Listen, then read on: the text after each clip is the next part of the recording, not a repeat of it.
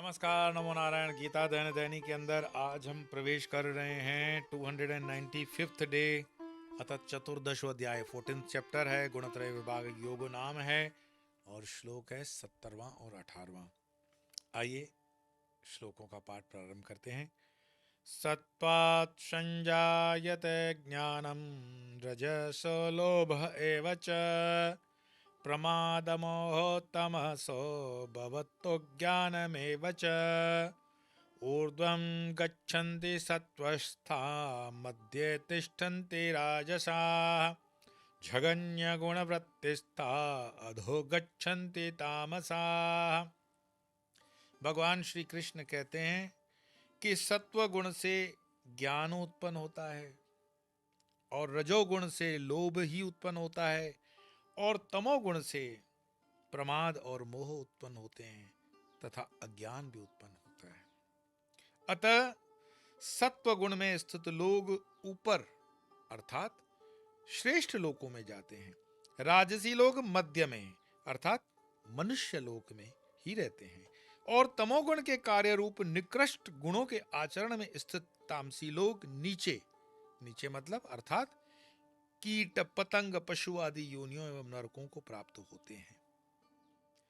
ये दोनों को श्लोकों को समझना 2 दिन से हम सत्व रज तम की चर्चा कर रहे हैं। गुणत्रय विभाग योग नाम है। गुण त्रय, त्रय मीन्स 3, विभाग, ये सत्व रज और तम, इसके आधार पर उसका क्लासिफिकेशन किया हुआ है।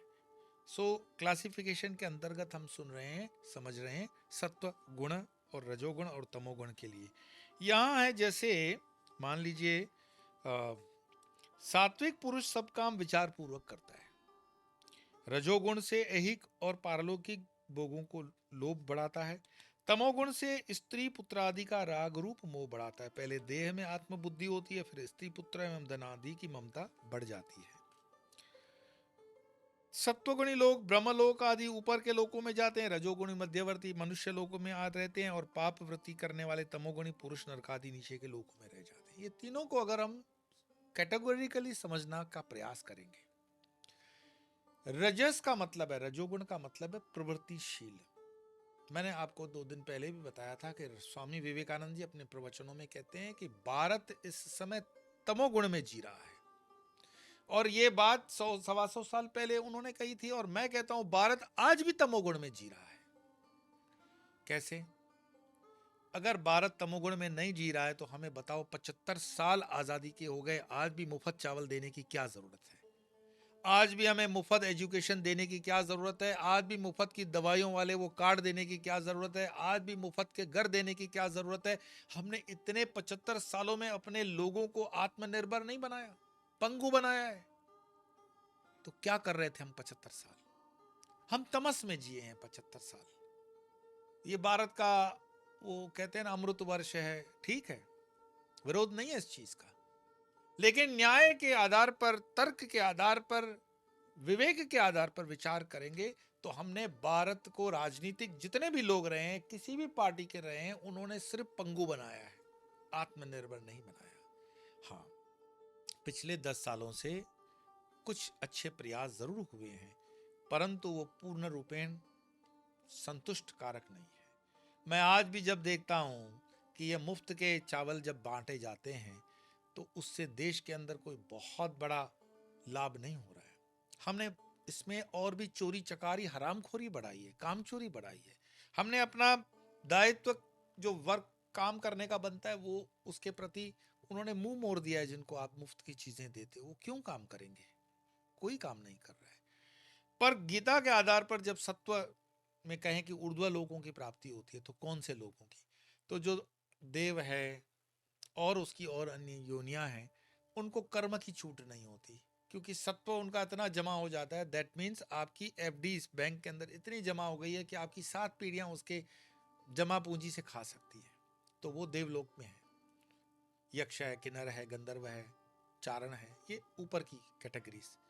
बस खाओ पियो, भजन करो, फिरते रहो।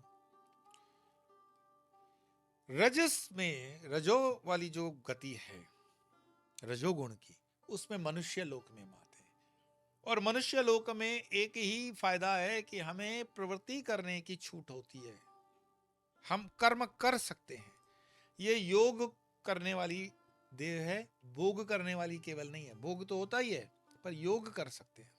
योग मतलब जोड़ सकते हैं, उसमें कंट्रीब्यूट कर सकते हैं। तो आप देखते हो कि जितने भी अवतारी पुरुष होते हैं वो मनुष्य के देह को पाने के लिए ललायत रहते हैं। क्यों? क्योंकि वो बहुत कुछ जोड़ सकते हैं, उसमें एडवांस हो सकते हैं। अब आता है तीसरी कैटेगरी, वो है तमस की। हमें कोई अधिकार नहीं है कि जो कीट है, पतंगे हैं, जानवर हैं, उनको हम ये कहें कि ये नीच योनि है। वो नीच योनि नहीं है, वो मात्र तामसिक योनि है। अगर आप किसी शूकर को, सुअर को पूछोगे कि तुम्हारे जीवन का एम क्या है, तो भोजन, निद्रा, मैथुन, यही।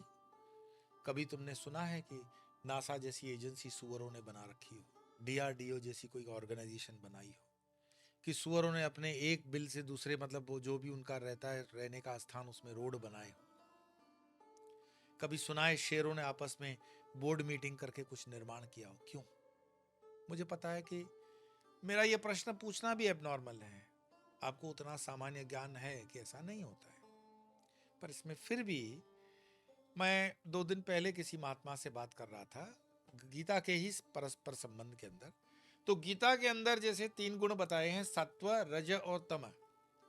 अब उसमें मानो सत्व में तो आप चले गए देवों में, रज में आ गए मनुष्यों में, पर मनुष्यों में फिर वापस से 3 कैटेगरी होती है, सत्व, रज, तम। और फिर तम के गुण में भी, तमोगुण के अंदर भी सत्व, रज, तम 3 कैटेगरी है। जैसे मानो कि पेड़ों के अंदर, पेड़ों में या प्राणियों में, जैसे शूकर को हम मानेंगे तमस वाला, तो उसमें रज वाला किसको मानेंगे? मधुमक्खी वगैरह है। तो सत्व वाला किसको मानते हैं? फिर थोड़ा सा कैटेगरी गाय वगैरह को। ये जो वर्गीकरण है, चातुर्वर्ण्यम मया सृष्टम, भगवान कृष्ण कहते हैं चातुर्वर्ण मैंने किया, लेकिन 3 गुण किए। 4 वर्ण किए, 3 गुण किए, और इसी आधार पर विभाग अलग अलग होता है, कैटेगरीज अलग होती है। आप कहीं भी परिवार के अंदर हो, बाहर हो, काम वाली जगह में हो, आप बिल्कुल आप उसके गुण से उसको अलग कर सकते हो कि ये प्राणी सात्विक है, राजसिक है या तामसिक है। इसको जातिवाद नहीं बोलेंगे, इसको हम बोलेंगे क्वालिटेटिव कैटेगरीज। कोई आदमी मैंने देखा है सरकारी तंत्र के अंदर, विशेष नौकरी पर लोग आते हैं, आपका रिपोर्टिंग टाइम सुबह 10 बजे होता है, लेकिन आप लाइन में खड़े हो 10:30 बजे तक, अभी तक बाबू आया नहीं है।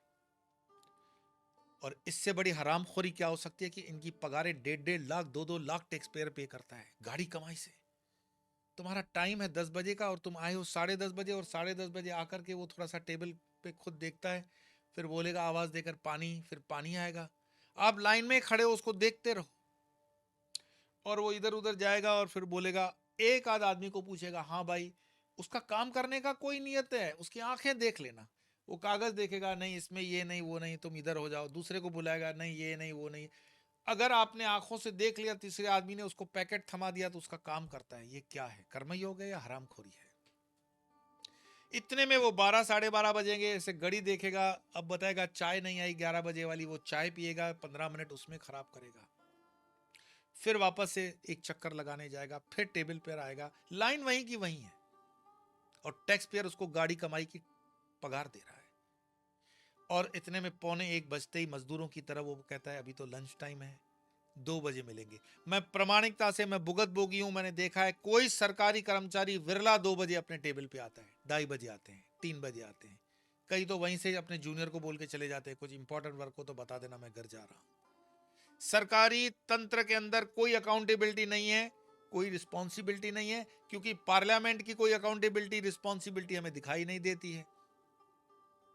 मैं कहने को कहता जाऊंगा तो फिर तो उसमें ऐसा लगेगा कि मैं इतना क्यों पीड़ाओं से बड़ा हुआ। 75 वर्षों से न्याय की मूर्ति सुप्रीम कोर्ट के बाहर लगी हुई थी। चंद्रचूड़ जी का जिगरा ऐसा खुल गया, उनकी चक्षु खुल गए, उनको लगा नहीं नहीं पट्टी हटा दो। न्याय की देवी की आंखें पट्टी से बंधी हुई नहीं होनी चाहिए। और इसके हाथ में जो तलवार है ना, ये ठीक नहीं है। गांधी के देश में हिंसा है, इसके हाथ में कॉन्स्टिट्यूशन दे दो। तो 75 साल तक जितने भी चीफ जस्टिस थे वो क्या मूर्ख थे? उन्हें पता नहीं पड़ रहा था? या चंद्रचूड़ इतने महान व्यक्ति हैं जिनकी चक्षु खुल गए और उनको अचानक से ज्ञान हो गया? दो में से कोई एक गलत है। यही रजस तमस से आधार पर बोल रहा हूं। मेरा व्यक्तिगत किसी से कोई वैर नहीं है, पर ये विचार करो हम कहां जा रहे हैं, कैसे जी रहे हैं। बस ऐसे ही बस उठाया उठाया जीवन जी रहे हैं। ना अकाउंटेबिलिटी है, ना रिस्पॉन्सिबिलिटी है, ना आंसरेबिलिटी है। मुझे उम्मीद है अपने युवाओं तक आप इस गीता को जब पहुंचाओगे और आगे भी पढ़ने के लिए थोड़ा सा इसको फॉरवर्ड करोगे तो सनातन की कुछ सेवा कर पाओगे। आइए इन 2 श्लोकों का पाठ करके वाणी को विराम देते हैं। सत्वात् संजायते ज्ञानम रजसो लोभ एव च प्रमाद मोह तमसो भवतो ज्ञानमेव च ऊर्ध्वं गच्छन्ति सत्त्वस्था मध्ये तिष्ठन्ति राजसाः जगन्य गुणवृत्तिस्था अधो गच्छन्ति तामसाः। आज इतना ही, कल फिर मिलेंगे, तब तक के लिए नमो नमः।